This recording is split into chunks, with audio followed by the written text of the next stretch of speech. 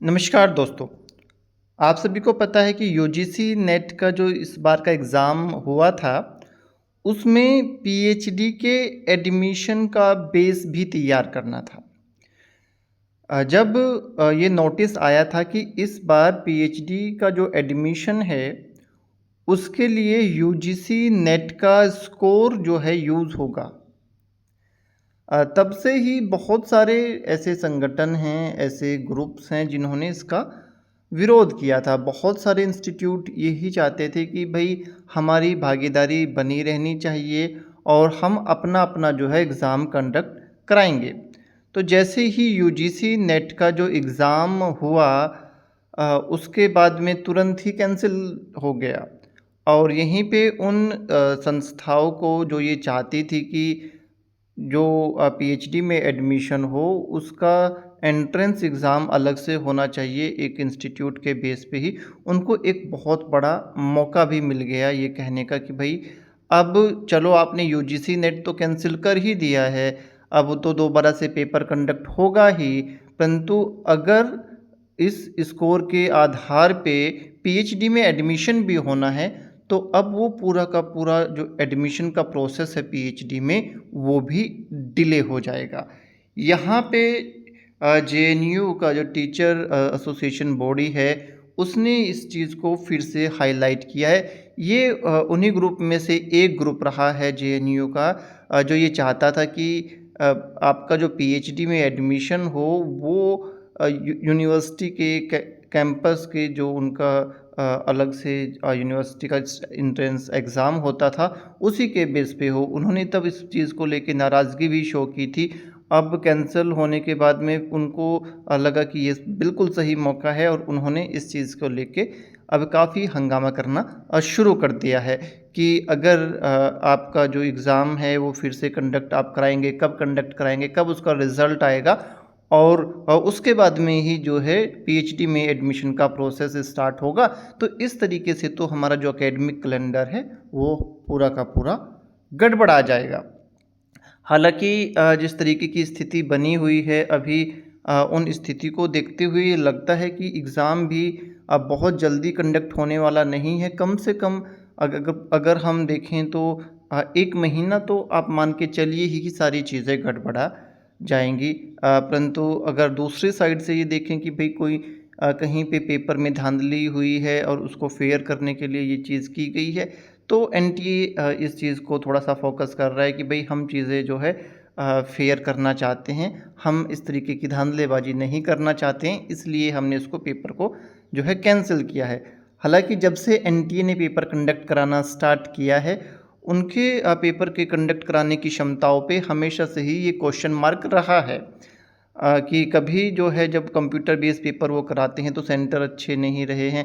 हालाँकि ये भी उतना ही बड़ा सत्य है कि जब से एनटीए ने पेपर कंडक्ट कराने स्टार्ट किए हैं, तब से सिचुएशन जो है थोड़ी-सी अलग-सी रही ही हैं।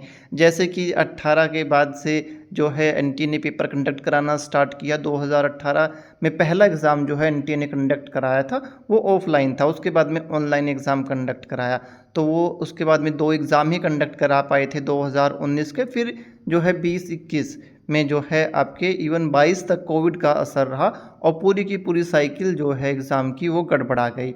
उसके बाद से फिर अब थोड़ा-सा ये मामला हमें सुधरता हुआ दिखाई दे रहा था जून 23 के पेपर के बाद में, तो एक ही एग्ज़ाम हुआ था जून आपका दिसंबर 2023 का और उसके बाद में जो एग्ज़ाम हुए अब 2024 में नीट का अगर हम पेपर देखें तो नीट के पेपर में इन्होंने जो है जिस तरीके की चीज़ें दिखाई दी, जिस तरीके से इन्होंने कहा कि भई हमारा कोई बहुत योग इसमें रोल नहीं है, ये सेंटर पे गड़बड़ी हुई है कहीं पे और उसकी वजह से जो है फिर से वहाँ पे पेपर कंडक्ट कराया जाएगा।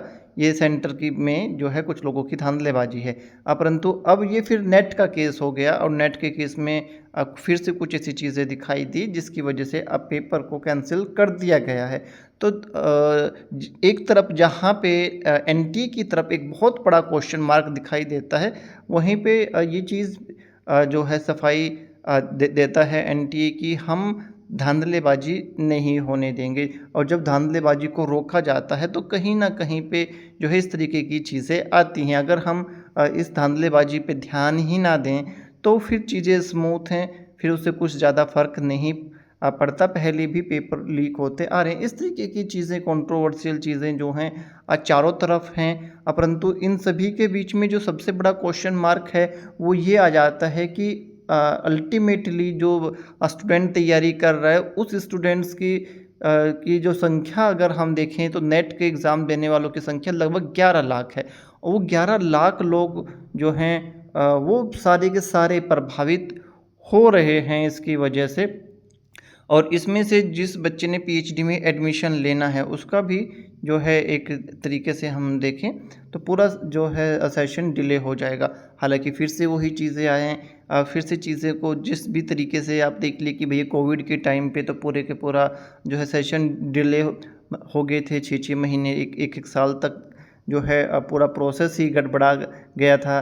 परंतु वो एक इस तरीके से देखने वाली चीज़ होती है कि अगर हम ये देखें कि पीएचडी में एडमिशन का जो इसको जो वो इन्होंने बेस रखा है वो नेट का स्कोर रखा है।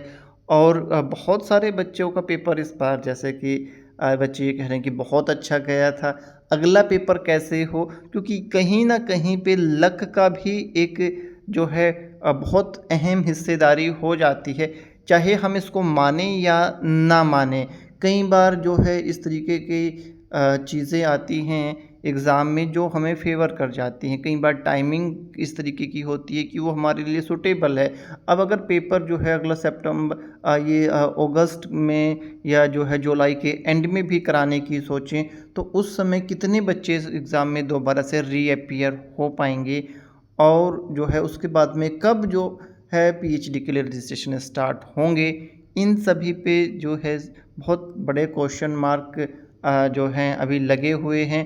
परंतु इसी बीच में मैं बार बार सभी बच्चों को, सभी स्टूडेंट्स को यही कहता आ रहा हूँ और यही मैं कहूँगा कि हम एक जो है प्रॉपर तरीके से एनटीए को निशाना बना के उसके कंप्लेन कर सकते हैं, एमएचआरडी में उसकी कंप्लेन कर सकते हैं, मिनिस्ट्री ऑफ एजुकेशन में उसकी कंप्लेन कर सकते हैं। एंड आप जो है खुद एनटीए को जो है ईमेल कर सकते हो। परंतु इसके साथ साथ हमें तैयारी करते रहना चाहिए, क्योंकि अगर हमारा ज़्यादा से ज़्यादा टाइम इन्हीं चीज़ों में इन्वेस्ट रहा तो जो है हम बहुत ज़्यादा पिछड़ जाएंगे, क्योंकि अल्टीमेटली पेपर तो कैंसिल हो ही चुका है। पेपर जो है जब एक चीज़ हो गई है कैंसल, ठीक है, उस पे फुल स्टॉप लग चुका है, यानी कि दोबारा से पेपर होगा। और ये थोड़े जोश का, थोड़े से ऐसे गुस्से के कुछ ही मोमेंट होते हैं। अगर आप पॉलिटिक्स से नहीं जुड़े हुए हैं उनके लिए तो ये ही जो है सब कुछ है, उनको तो यही चीज़ें चाहिए। बट एक स्टूडेंट्स जिसको सच में जो है पीएचडी में एडमिशन लेना है, जिसको सच में फेलोशिप चाहिए, जिसको सच में नेट करना है, उसको दोबारा एग्ज़ाम देना ही पड़ेगा। और एग्ज़ाम जो है वो पढ़ के ही पास होगा। अगर आप अपनी जो है लगातार जिस तरीके से पढ़ रहे थे उसको कंटिन्यू नहीं करते, ठीक है, उसको ब्रेक कर देते हैं, तो आपका जो ग्राफ है स्कोर का वो गिर जाएगा। इसीलिए आप एक साइड में मान लीजिए ईमेल कर रहे हैं, एक साइड में आप ट्वीट कर रहे हैं, ठीक है, इसमें 2-4 मिनट का समय लगता है, बाकी समय पे आप अपनी तैयारी करेंगे ही करेंगे। यहाँ पे जो नया क्वेश्चन मार्क लगा है वो ये लगा है कि अब जो है पीएचडी में एडमिशन किस तरीके से होंगे। जो आपका सेशन होगा वो थोड़ा क्या डिले होगा या फिर क्या जो है नई कोई इसमें बदलाव, नया कोई बदलाव आएगा, ये भी देखने वाली बात होगी। अभी के लिए तो इतना ही है कि जिस बच्चे को पीएचडी में भी एडमिशन चाहिए था उसका आधार था नेट का एग्ज़ाम, नेट का एग्ज़ाम हो गया है कैंसिल, यानी कि उसको अभी थोड़ा और इंतज़ार करना पड़ेगा पीएचडी में एडमिशन के लिए भी। ठीक है बच्चों, तो आप अपनी मेहनत को करते रहिए। जैसे ही कोई और अपडेट आपको के लिए आएगा तो डेफ़िनेटली आपको ज़रूर बताएंगे। God bless you, take care बच्चों।